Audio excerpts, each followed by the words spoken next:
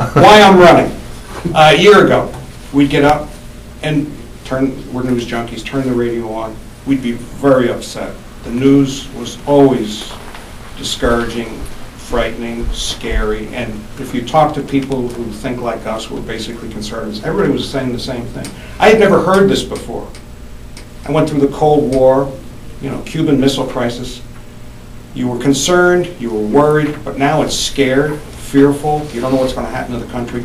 Adjectives or descriptions that I had never heard of before, and I felt the same way. And I said, somebody's got to do something. Democrats go unopposed in the state. Somebody's got to run against these people to try to make some changes. And I get very philosophical. For the first time, as old as I am, I really thought about what my father did in World War II. You've probably heard me go through this. And you realize what they did, the previous generations in this country.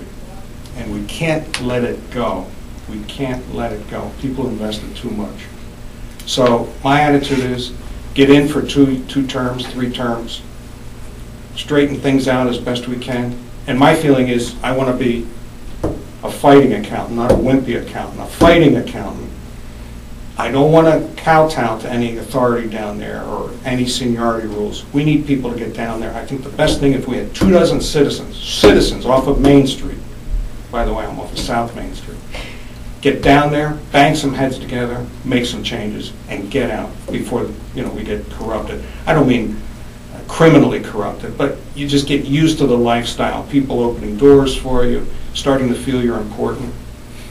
So that's the way I felt. I just felt the need to take action. And I was thinking driving up here, I don't want to really do this. I don't really want to do this, but it has to be done. And that doesn't make me a hero. I'm just saying that as a, I don't want to become friends with Charlie Rangel, Maxine Waters. I don't want their friendship. I just want to change things down there. It's a strange atmosphere. And our older son, in fact, he's visiting us this past 3 or 4 days. He works down there. He's been down there for a long time. I guess 10 years now. And he thinks like us, and he said, this is a strange place. It's a strange town. He says, nobody works in a sense. I mean, the people in the offices work, but it's all lunch appointments, meetings, wheeling, dealing. What can you do for me, and I'll do for you. He said, it's different. And it's gotten too big. I don't know if I've answered your question yet, but I'll keep going. When I talk to people, I say, Washington is the only growth city in the country. The federal government is the only growth industry, and that isn't right. And you probably saw the recent National Bureau of Labor Statistics data. Federal employees around the country, on average, have compensation packages twice that of the private sector. Twice. And if a federal Orzag, he made a response to this, Peter Orzag, who was his budget director, I think he's left, or he is leaving. He said, well, that's explainable. We have high education levels in government service. Well, that's a bunch of baloney because at state and local level, you have comparable levels of education, and they only make 10,000 more than the private sector, which I think is a problem too, but nowhere near the imbalances occurred at the federal government.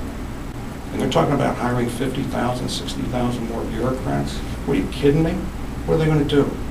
And I ask people when I speak, if I made you Secretary of Commerce today, do you know how many people you'd be in charge of? Anybody want to take a guess? Oh, I did. 41,000 people.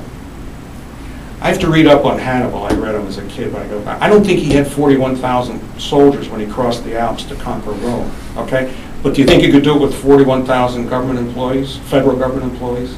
Probably not. They'd be putting in for special days, compensation, all the rules that they'd like to follow. You go with the Hannibal thing, and he had a lot of elephants, so maybe the GOP. There you go. The elephants did the hard work.